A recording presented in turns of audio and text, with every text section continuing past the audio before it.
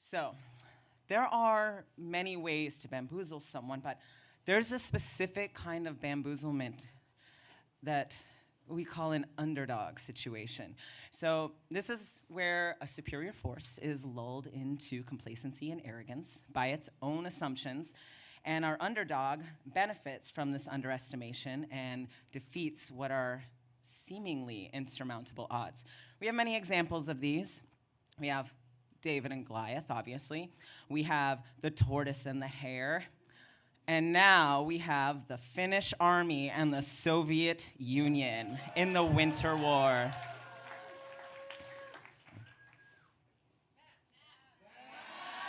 You'll get it next time, don't worry.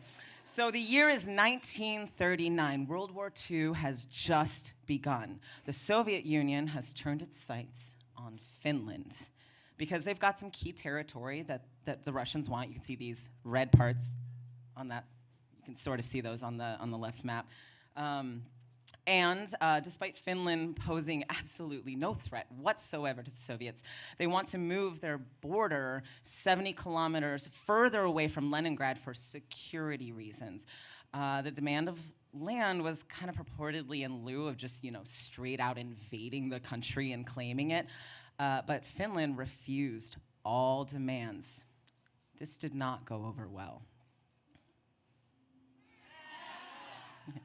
On November 26th, Russia shelled its own border guard station. It killed its own soldiers just to enact a false flag operation in order to justify invading Finland, which it proceeded to do on November 30th, a mere 3 months into World War II. So to see how truly the Russians were the Goliath to Finland's David, all we have to do is look at the numbers.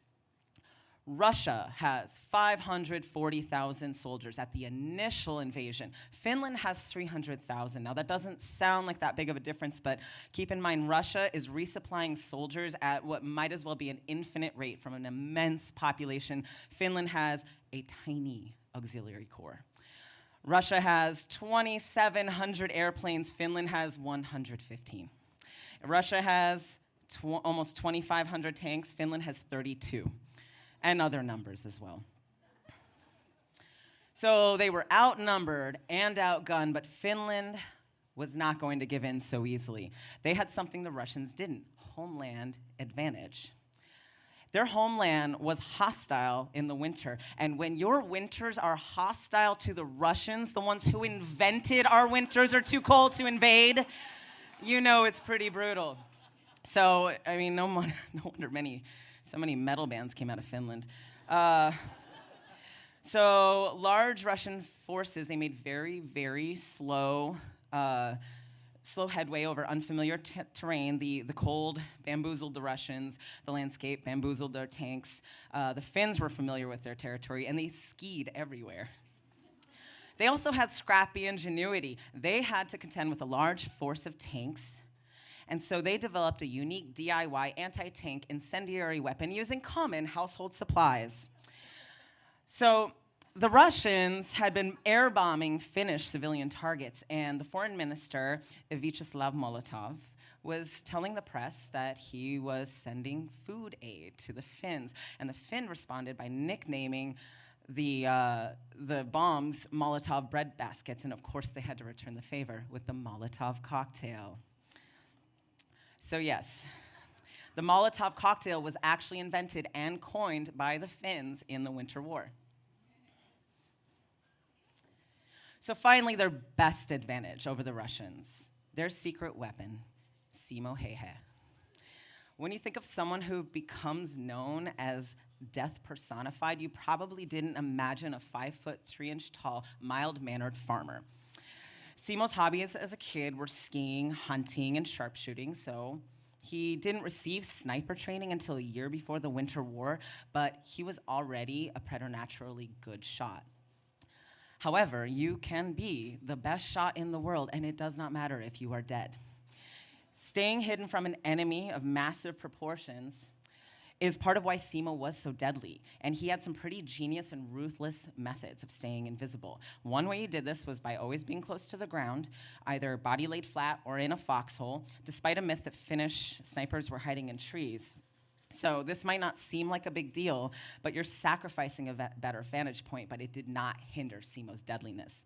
He also moved over ground only by night under cover of near complete darkness, which meant he had to rely on his intimate knowledge of his own homeland. He would then position himself before dawn and then wait in the snow for hours in his all-white camouflage, sometimes an entire day, not moving a muscle, which also meant he had no way to warm himself up. So he also had the foresight to pour water on the snow and pack down the snow in front of his barrel so that when he made a shot, it didn't send up a puff of smoke, which would have given away his position. And he also ate snow to keep his breath from steaming in the air.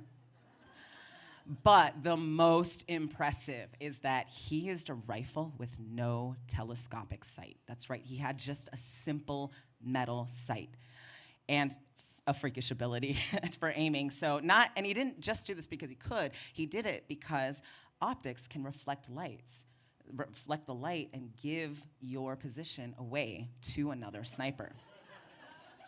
So this proved very useful when Simo went up against snipers on the other side.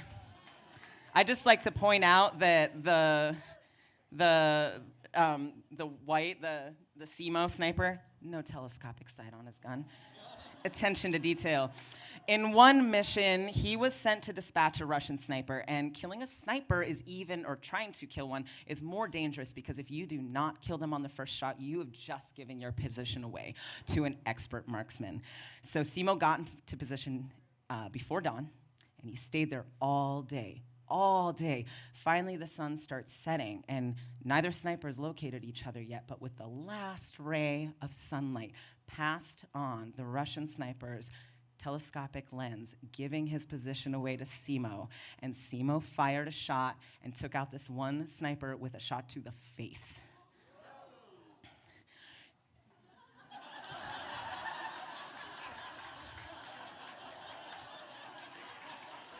I gave this whole talk just so I could show this slide.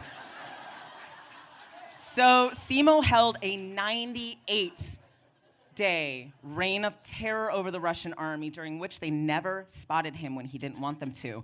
After the Russians started realizing so many of their losses were due to one man they'd never seen, they had a nickname for him: the White Death. And yes, there is actually a Finnish black metal band called the White Death.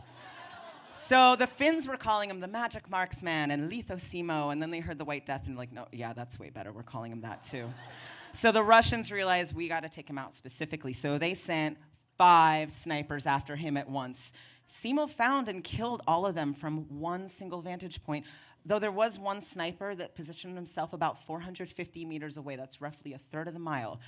And because that was the range beyond which any human sniper should not have been able to hit him. And he was going to wait until his other fellow snipers provided cover fire, and nope, Simo got him anyway. As a sniper, he was instrumental in the Battle of Kola, which is a big part of the reason that battle lasted till the end of the Winter War. And the Finns repelled a force 4 times their size. In that battle alone, he made about half of his sniper kills. He killed over 200 Soviet soldiers. His final confirmed kill count was at a little over 500 Soviets killed. Half of those were via sharpshooting. The potential number is even higher of unconfirmed kills, as high as perhaps 700 or 800 in 98 days.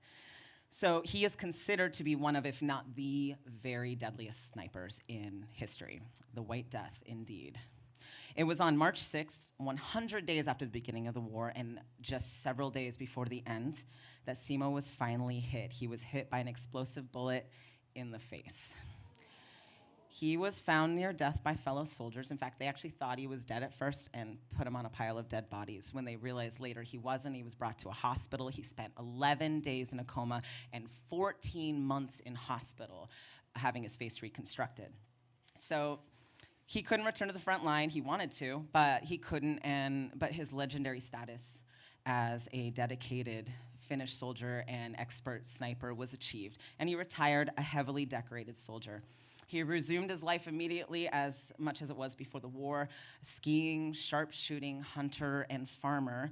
until his death in 2002. It's worth noting, though, that Simo never relished killing. In fact, he wasn't even proud of his exploits. He took his duty to defend his homeland seriously. As he says, I only did my duty and what I was told to do as well as I could. There would be no Finland unless everyone else had done the same. And he called his kill count his sin list. Whether someone is a hero or a villain really depends on which side is telling the story. He was a villain to the Russians, but a hero to the Finns. The Winter War ended with the Moscow Peace Treaty on March 13th, 1940, but it wasn't the end of the conflict between the Soviets and the Finns. Finland didn't actually win this war. They suffered heavy losses. They ceded lands to the Russians, but they did achieve what was thought to be impossible. They retained their sovereignty, and they cemented their reputation on the world stage as badasses. So they repelled the Soviet army, who in the end sacrificed around 300,000 soldiers to gain land a little bit bigger than Rhode Island.